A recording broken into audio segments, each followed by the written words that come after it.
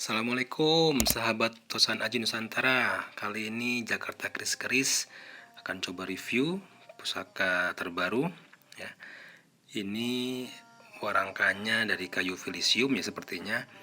Tapi silakan teman-teman kalau ada yang mengetahui jenis warangka apa ini, gaya Cirebonan ini ya. Oke, kita lihat. Coba diperhatikan jenis alat musik ini ya, karena nanti akan berhubungan dengan penjelasan selanjutnya. Ini adalah namanya bonang. Bonang ini merupakan alat musik yang paling terkenal, yang paling penting di dalam gamelan atau jagung Sunda ya. Ini dia diambil kata juga dari Sunan Bonang sebagai kreatornya, yang lahir di Tuban ya, 1465. Sunan Bonang juga memiliki banyak karya sastra, dan dialah yang mengubah tembang Tombo Ati yang terdengar sampai sekarang ya. Sunan Bonang merupakan putra dari Sunan Ampel dan Nyi Ageng Manila yang nasabnya bersambung terus hingga ke Rasulullah SAW. Beliau merupakan wali songo yang terkenal dengan ilmu kebatinannya, dan hingga saat ini masih dilanjutkan oleh para penerusnya dengan nama ilmu silat tauhid ya. Dan dia juga merupakan seorang yang pandai mencari sumber air. Ini yang menjadi inspirasi pada keris yang akan kita review berikutnya. Ini kita buka ya guys. Kerisnya masih dibungkus plastik, habis diwarangin. Kita lihat. Ini dia kerisnya. Keris dengan kesan luwes, prigel, indah ya, enak dipandang.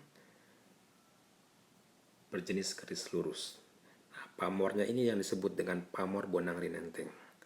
Ya, seperti udan mas tapi berjejer dari sor-soran sampai ke pucuk. Keris ini terinspirasi atau ketika zamannya Sunan Bonang, bisa ketika zaman Sunan Bonang ataupun masa sesudahnya, berarti di keris ini dibuat.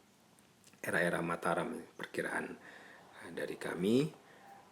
Dan yang unik adalah bonangnya ini pamornya berjejer berjumlah 17. Menasehati pemiliknya agar tidak melupakan yang 17 rakaat yang wajib ya.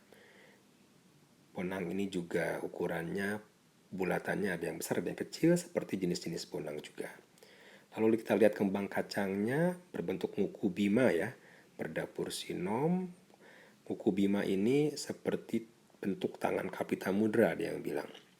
Ketika dalam yoga di Hindu maupun di agama Buddha ada jenis tangan seperti itu. Teknik pembuatan pamor Bonang Rinenteng ini karena ada yang berbentuk garis bulat lingkaran, representasi kesan air atau rejeki, dan juga ada garis lurus ya, kesan singkir atau penolak bala.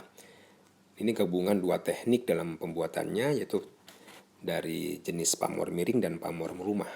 Hanya empu-empu terkenal yang mampu membuat seperti ini ya pada zaman dahulu. Pada bagian gonjo juga terdapat 1-2 bulatan yang disebut dengan pamor winih ya, merepresentasikan harapan. Jadi bisa dibaca kisah mengenai Sunan Bonang ini di Babedah atau Kediri, mengenai air sumur Serumbung ya, kisahnya bersama pendeta Hindustan Sangkriya Kitri juga. Jadi inilah keris koleksi Jakarta Keris-Keris. Keris lurus berdapur sinom, berpamor Bonang Rinenteng atau Bonang Serenteng. Tangguh Mataram sepuh, memberikan filosofi moral dan ajaran hidup bahwa hidup harus penuh dengan harapan, dengan semangat muda atau nom, mampu menarik hati atau ngasemaki dalam pergaulan, saling bekerja sama, seirama, seperti berbagai macam bonang, jenis bonang yang ada, yang masing-masing memiliki peran di dalam alat musik gamelan tadi.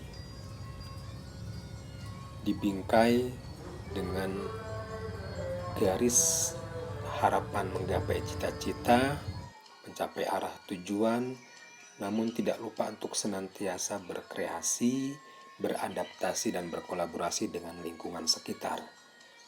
Dan tidak lupa pula senantiasa berdoa kepada Allah Subhanahu wa taala, mengingat perintah yang wajib 17 rakaat dan mengingat ajaran-ajaran Sunan Bonang lainnya, agar jalan yang ditempuh oleh pemuda ini adalah jalan yang lurus. Demikianlah filosofi yang mampu saya baca dari keris berdapur Sinom atau Kinom ini, dan berpamor Bonang Rinenteng bertangguh Mataram sepuh. Terima kasih, semoga bermanfaat bagi sedulur, sahabat pecinta Tosan Haji, maupun para subscriber yang sama-sama kita masih belajar. Dan bagi para senior, mohon maaf apabila ada penjelasan yang kurang berkenan. Monggo untuk ditambahkan di kolom komentar nasihat-nasihatnya. Wassalamualaikum warahmatullahi wabarakatuh.